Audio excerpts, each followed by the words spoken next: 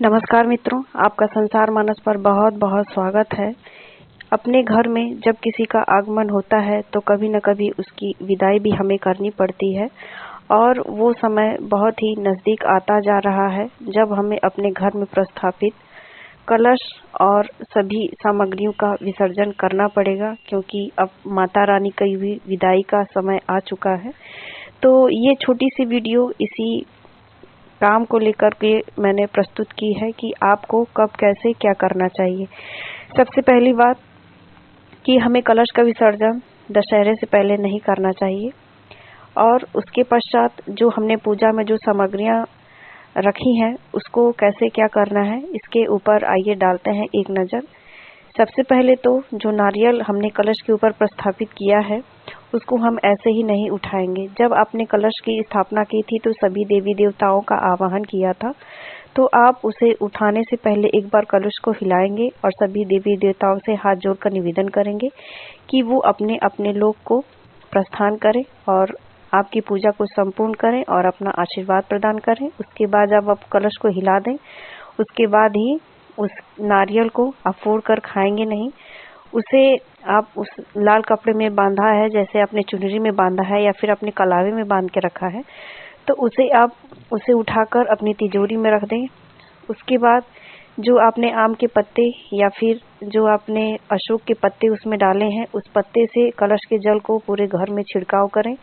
जो आपने चावल उठा के रखा था वो अपने भंडार गृह में आप रख दें, जहाँ पे आपने चावलों का भंडार रखा है, या फिर आप जो चावल हैं उसे आप दान में भी इस्तेमाल कर सकते हैं। उसके बाद जो आपने कसैली वगैरह देवताओं को मनाकर रखी थी, उस कसैली को भी आपको अपनी तिजोरी में रखना है। जो आपने जल में 1 रुपए का सिक्का डाला था वो भी उठा के आप अपने तिजोरी में रख देंगे। वो आपकी गृहलक्ष्मी की बढ़ोतरी करेंगी, क्योंकि वो साक्षात माता लक्ष्मी का स्वरूप है। उसके बाद अगर आप चाहें तो कलश को खाली ना रखें, उसमें भी जल को है पूरे घर में छिड़काव करने के बाद अगर जल कुछ बच जाता है तो उसे आप क्या करें कि तुलसी जी में उसे प्रवाहित कर दें।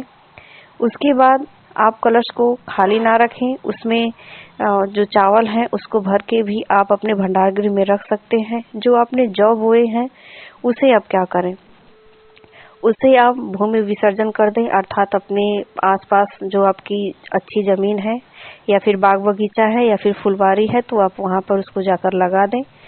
दूसरे काम की जो आपने धूप बत्ती या फिर फूल माता को समर्पित किए हैं उन्हें आप जल प्रवाहित कर दें और माता रानी से आशीर्वाद मांगें कि आपकी पूजा संपूर्ण हो, सकुशल आप अपने सभी काम को संपूर्ण करें। तो ये छोटी सी क्रियाविधि थी, क्योंकि आपने जितने सारे पूजा में सामान उपलब्ध करवाए हैं वो कहीं ना कहीं माता अन्नपूर्णा और माँ लक्ष्मी, माँ सरस्वती और माता दुर्गा के सभी स्वरूपों को समर्पित हैं। तो जल्दबाजी ना करें। उम्मीद करती हूँ कि इस वीडियो से आपको बहुत सहायता मिलेगी। बने रहें इस चैनल पर। मिलते हैं अगले वीडियो में एक नए टॉपिक के साथ।